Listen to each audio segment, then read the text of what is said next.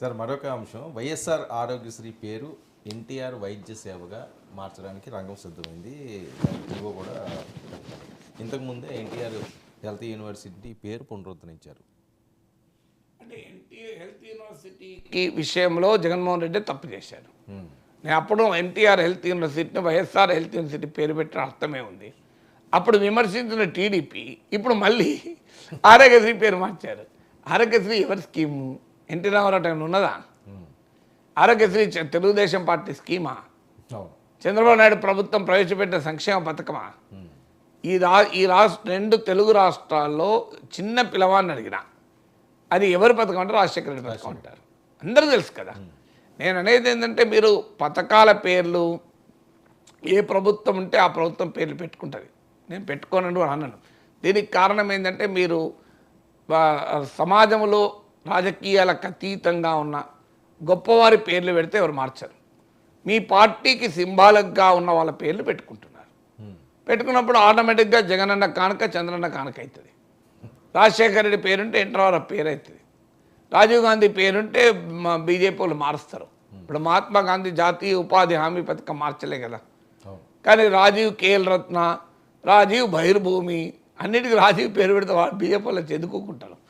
అందువల్ల పొలిటికల్గా మీకు సింబాలిక్గా ఉండే పేర్లు పెడితే పక్క పార్టీ వాడు వచ్చి గ్యారెంటీగా నెక్స్ట్ టైం వాడు మార్చుకుంటారు వాళ్ళు.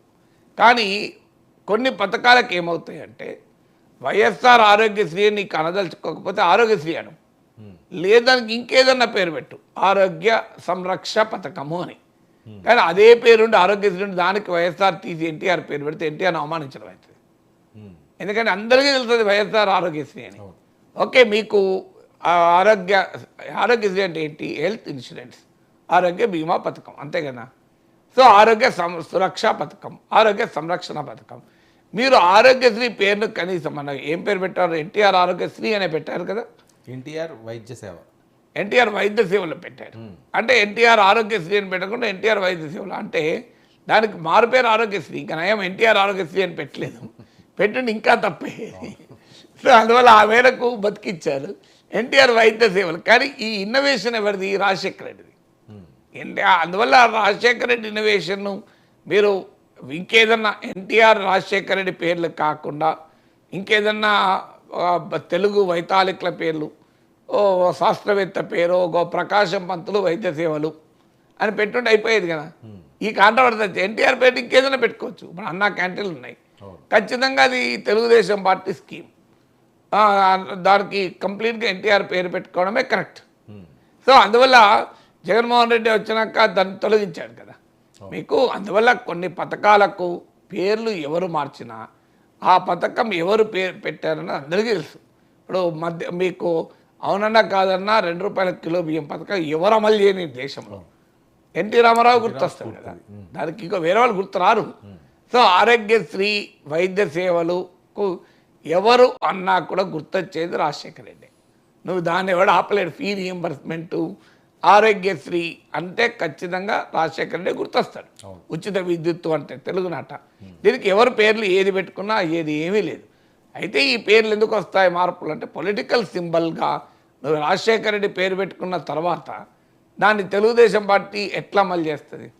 అమలు చేయడానికి వాళ్ళకున్న ఇబ్బందులు, రాజకీయ ఇబ్బందులు వాళ్ళకు ఉంటాయి.